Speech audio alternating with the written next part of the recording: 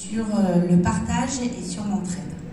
Oui, alors effectivement, vous dites s'investir pour que les enfants d'aujourd'hui puissent construire le monde de demain, c'est l'objectif principal de l'auteur jeunesse. Oui. C'est-à-dire que voilà, il faut que lorsque l'enfant ferme ce livre, il y ait une morale, un élément qui puisse peut-être déclencher une modification des comportements que l'on peut voir aujourd'hui. Oui, et qu'il ait envie d'en lire d'autres et d'apprendre encore autre chose, d'aller encore plus loin dans sa lecture. Et voilà, et tout petit, je me rends compte qu'en ce moment, tous les mardis, je suis dans une école derrière Anduze, et les enfants qui ont 3-4 ans sont très très demandeurs. On parle beaucoup d'écologie, puisque justement, je suis en train de travailler sur l'écologie avec ces élèves. Et je suis avec aussi la collection Je respecte l'environnement. Et ils sont à fond dedans, ça leur parle. Quand on pose des questions à la fin de l'histoire, on sent qu'il y a vraiment une motivation pour que les animaux vivent mieux, pour qu'on vive mieux en harmonie avec eux, avec la nature. Et je trouve que c'est bien de les prendre tout petits. Vous avez l'impression, Cécile, au travers des différents retours que vous pouvez avoir de ces enfants, est-ce qu'il y a une prise de conscience qui est en train de se mettre en place? Est-ce que ça devient de plus en plus évident qu'il faut modifier notre comportement? Alors j'ai eu des enfants qui sont complètement ignorants parce que dans la famille on ne parle pas et qu'il n'y a pas d'intérêt, mais dans la grande majorité, les enfants sont très très imprégnés par l'écologie. Ils ont des discours parfois à 4-5 ans qu'on n'imaginerait pas et qu'on n'aurait pas eu à leur âge parce que c'était pas à notre intérêt. Et que, voilà. Donc je suis très étonnée du vocabulaire qu'ils ont sur le thème de l'écologie. Et on comprend bien que c'est vraiment essentiel et que tout le monde en parle et que c'est vraiment important de le mettre encore dans les livres jeunesse pour encore plus approfondir le sujet. Vous étiez, je suppose, bien évidemment sensible à tout ça pour pouvoir en écrire des histoires. Alors, j'ai été sensibilisée toute petite sans m'en rendre compte. Oui. Parce que j'avais un papa qui faisait du bois et tous les week-ends, on était dans la nature. Et même si ça nous paraissait un peu ennuyeux à l'époque, c'était pas toujours très drôle d'aller charger le bois dans la remorque, en fait, on se rend compte que finalement, avec l'âge, avec la maturité, on est imprégné. Et je m'en suis vraiment rendu compte au moment où j'ai dû vivre à Paris. Et je me suis dit, mais la nature me manque. Et oui. Il y avait cette habitude d'aller se promener, d'aller dans les bois, d'aller dans les parcs, d'aller, voilà. Et la vie parisienne ne m'a pas du tout plu et je la fuis. Et oui, je comprends. Voilà. Donc oui, après, je pense qu'il y a quand même un reste de notre enfance et qui fait qu'on est plus ou moins imprégné par ce genre de thème. On parle de groseille et ciboulette. Oui. On a vu ça tout à l'heure. Hop. On enchaîne.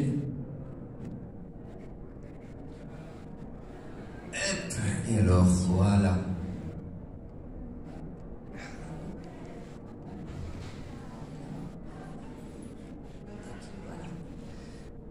Donc ça, c'est le premier tome, Groseille et ciboulette en promenade printanière. Donc là, on va faire la rencontre d'Annabelle l'abeille, qui va expliquer très simplement aux enfants le fonctionnement d'une ruche, comment on nourrit les larves, à quoi servent les abeilles en fait, comment les fleurs se reproduisent et pourquoi il ne faut pas trop en cueillir dans la nature parce qu'elles sont vraiment nécessaires à tout le monde, à la fonction, à la diversité.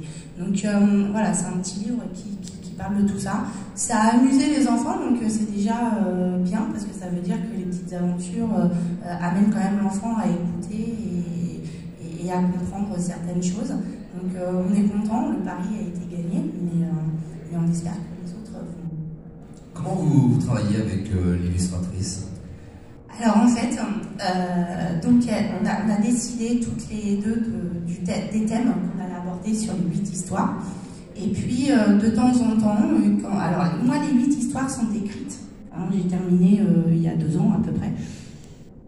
Et donc parfois, quand j'ai écrit les histoires et qu'elle recherche, après elle fait des recherches elle pour réillustrer des personnages que j'ajoute dans les histoires, on en parle toutes les deux, on s'appelle, on fait une visio et puis on retravaille, elle me demande comment j'imaginais la scène, comment, voilà.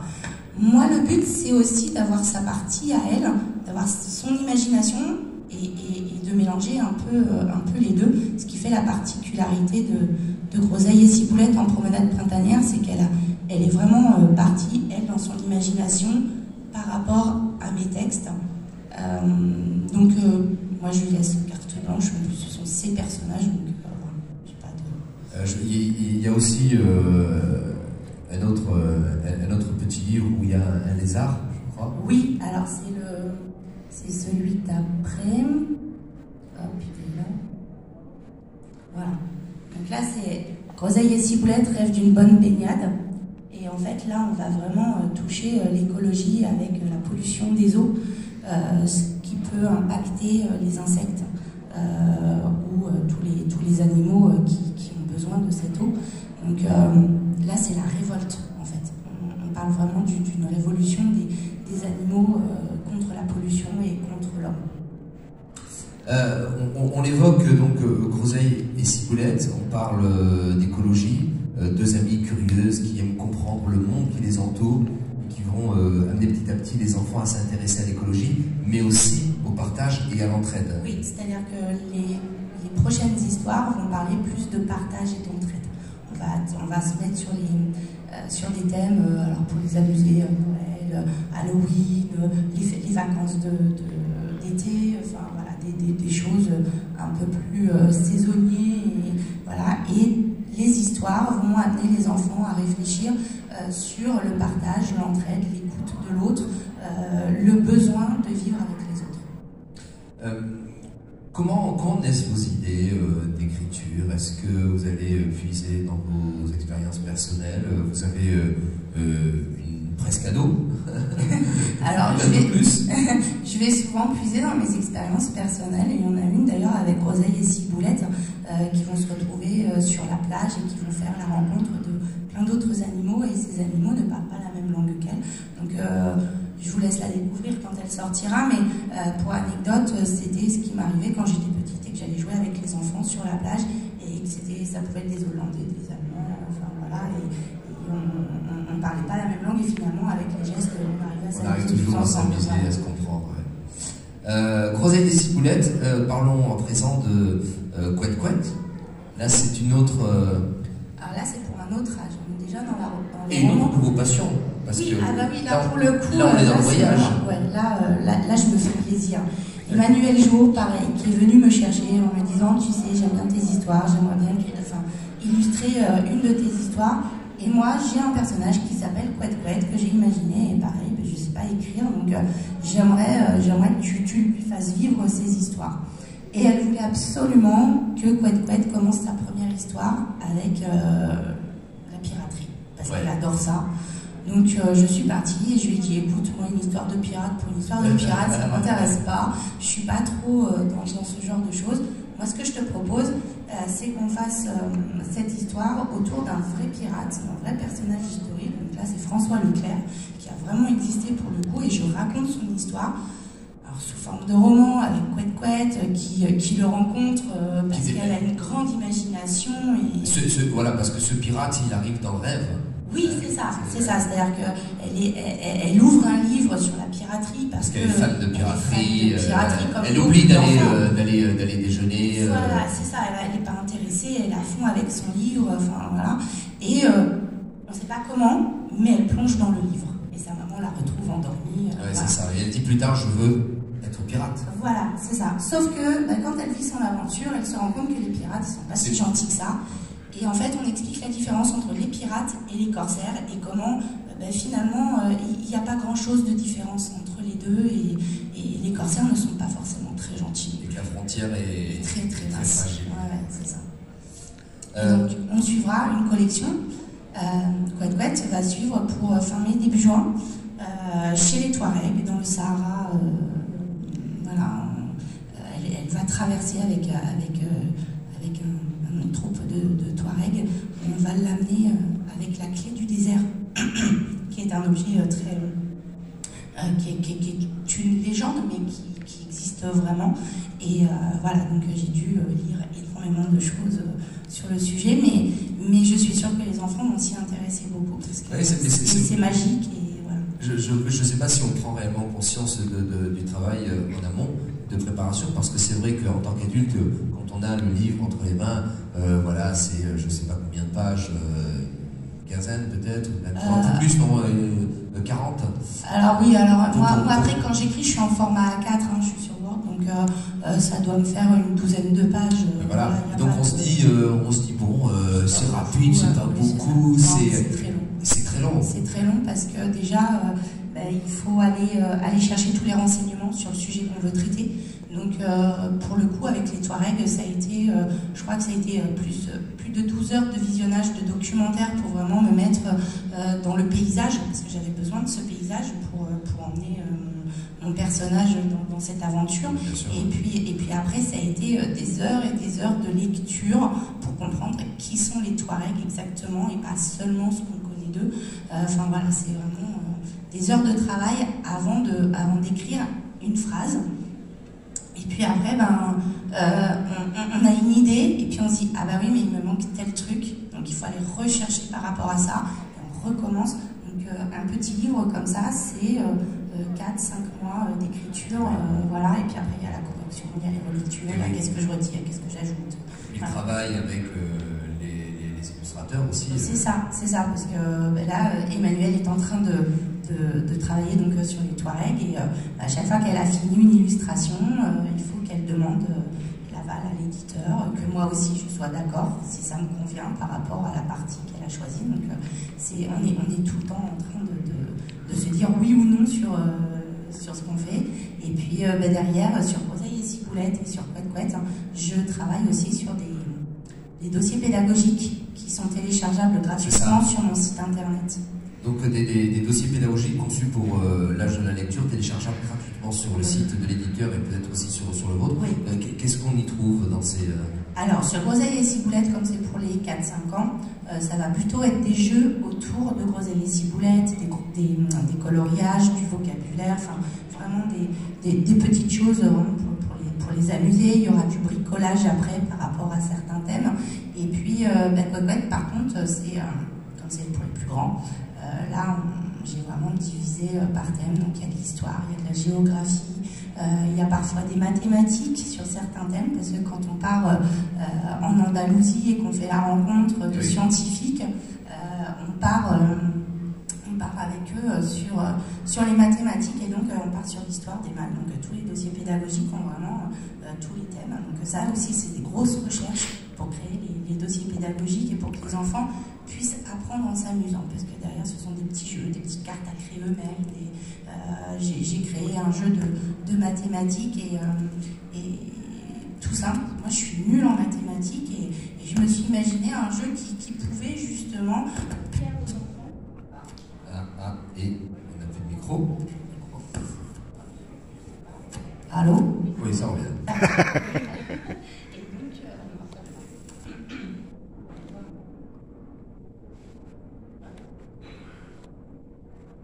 Et donc,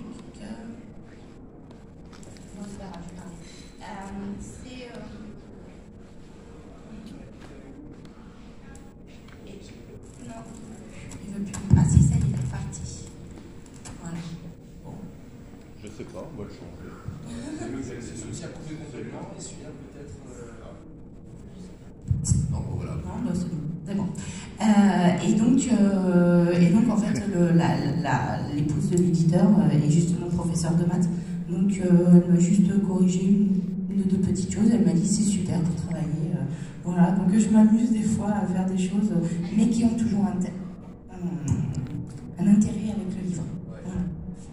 Nous sommes en 2022, on sait qu'aujourd'hui l'informatique a largement pris le dessus, les gamins savent manier la souris, savent se balader à travers les dossiers.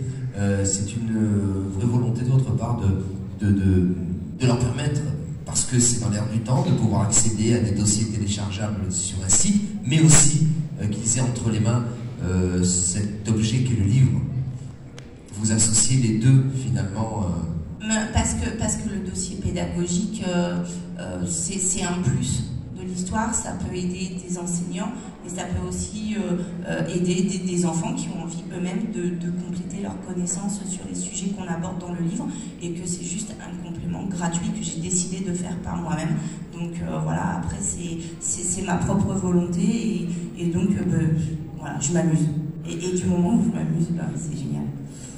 On peut parler un petit peu de vous, Cécile. Oui. Vous êtes née dans l'Oise. Oui, je suis picarde. Ouais. Racontez-nous un petit peu votre parcours. Alors mon parcours, voilà, picarde de naissance, je suis restée jusqu'à l'âge de 21 ans dans ma Picardie profonde. Et puis après mes études à Paris, j'ai commencé à travailler à la Tour Eiffel. Je suis restée 2 ans. Et de là, je suis partie à Bourges en tant que guide au musée de la sorcellerie. Alors il n'existe plus. Ah oui, j'ai lu ça, oui. Oui, il n'existe plus, malheureusement, je trouve ça triste parce qu'il était très bien fait.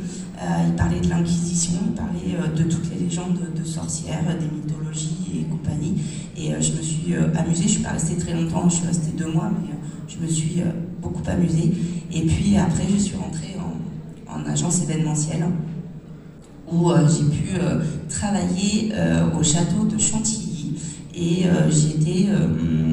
je faisais de temps en temps du guidage touristique, en tous les cas je faisais semblant, pour accueillir le prince de Condé dans son propre château. Voilà. Donc j'ai beaucoup travaillé aussi avec des comédiens, et c'était très valorisant. Donc ça a aidé aussi mon imagination pour continuer d'écrire. À se développer, oui. Ouais. J'étais à 9 ans, je découvre Molière, je me passionne pour le théâtre et l'écriture. Ça, c'est depuis toute petite. J'étais en classe de CM1, je lisais du Molière, parce qu'à l'époque aussi, il faut savoir qu'il n'y avait pas beaucoup de livres jeunesse. Donc il fallait lire, et comme j'adorais lire, et que j'avais la chance d'avoir une marraine à l'époque qui travaillait dans une librairie, je passais mes mercredis après-midi dans la librairie plutôt qu'à la bibliothèque.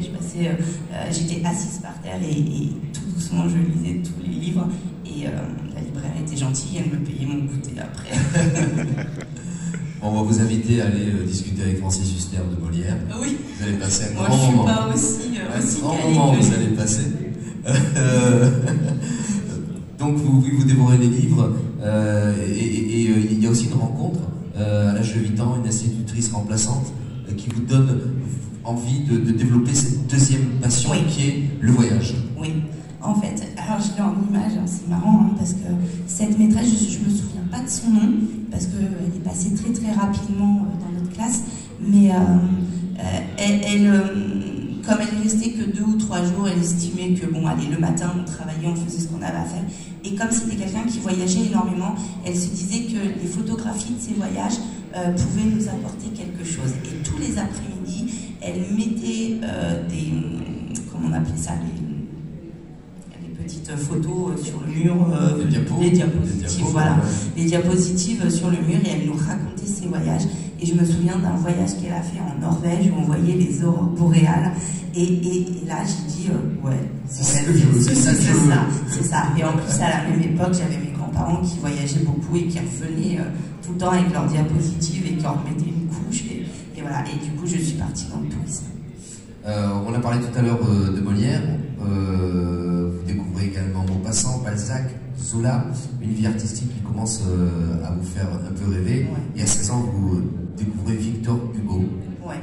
Et là, alors pourquoi je cite tous ces noms-là? Parce que c'est incroyable. Ce sont des monuments qui vous inspirent pour finalement écrire pour la jeunesse. Et je trouve ça absolument incroyable et merveilleux finalement d'être alimenté et animé par ces monuments, quoi. Parce que ces monuments, en fait, ils ont une morale dans leurs histoires, ils ont des choses à nous raconter, ils nous inspirent aussi en nous disant que ce qu'on vit, on le vit pour nous, mais aussi pour les autres, et que parfois ce qu'on vit peut être un partage. Et j'avais envie de partager, et pour l'instant, j'avoue, en tous les cas, jusqu'à aujourd'hui, je ne me sentais pas capable d'écrire pour les plus grands. Aujourd'hui, ça arrive, petit à petit. Je suis en recherche d'éditeurs pour des textes, pour des romans, mais vraiment pour à partir de 12 ans. Voilà, petit à petit. Mais il faut que je me sente capable. Bien sûr. C'est ça. Mais en tous les cas, j'ai des photos de Molière et de Victor Hugo accrochées au-dessus de mon bureau. Et quand je manque d'inspiration, je les regarde et et je me dis, allez, aidez-moi. On parle juste un petit peu de théâtre parce que c'est aussi une de vos passions. Vous avez pris des cours de théâtre avec Laurent Savard. Vous en êtes où avec ça?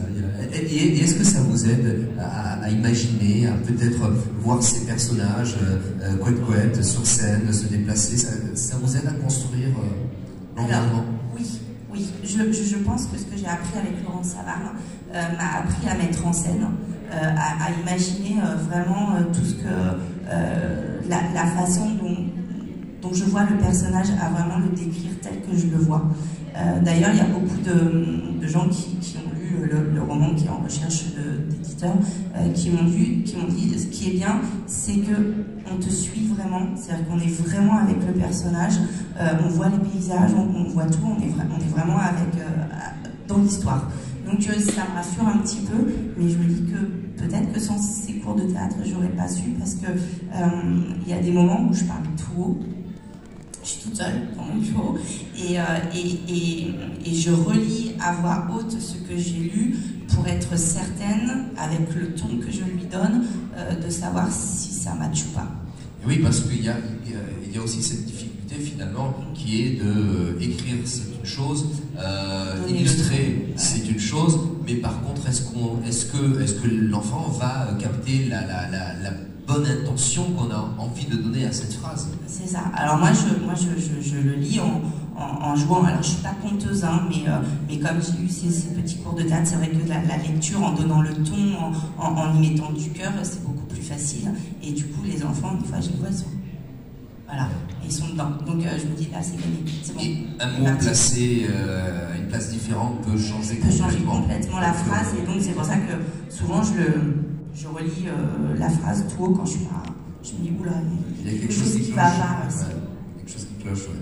Est-ce qu'on a des questions pour Cécile?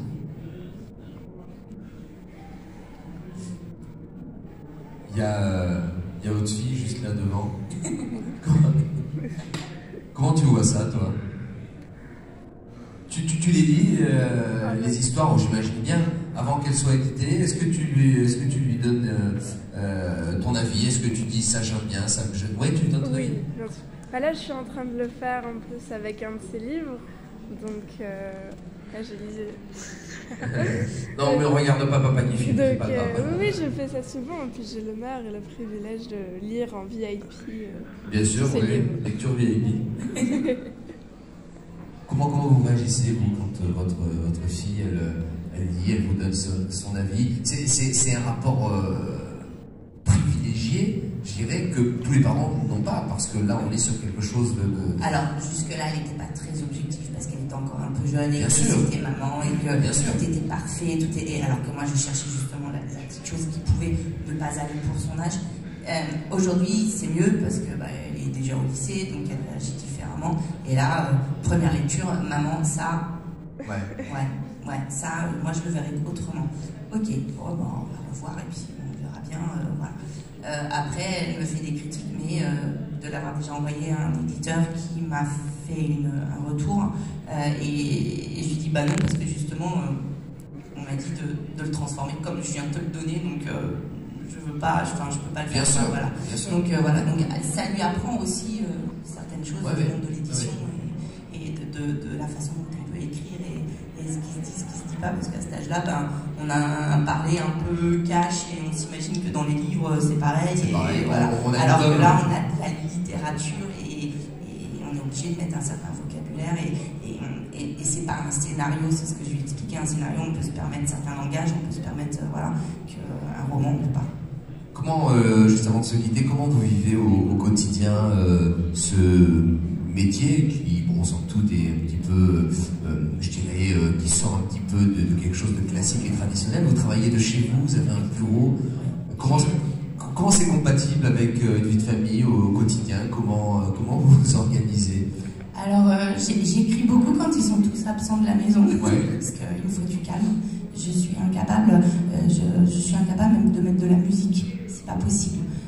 Ou alors je vais le mettre avant pour, par exemple, le texte qui cherche un éditeur actuellement, il parle de Tahiti, et Et donc, avant de l'écrire, ou en tous les cas sur certaines scènes, je mettais de la musique, du tamouré ou du haka, suivant ce que j'avais besoin. Une fois que j'étais dedans, j'éteignais et j'écrivais. Un moyen de vous raccrocher à... C'est ça, de retourner là où j'ai vécu et de repartir dans les paysages, dans l'ambiance, voilà. Et de revoir tout ça, oui, un moyen finalement technique ça. Qui vous aide à... Les émotions qui étaient là à ce moment-là et les faire remonter pour écrire. Merci beaucoup Cécile Lamar, on va souhaiter plein de belles choses encore pour tous ces personnages.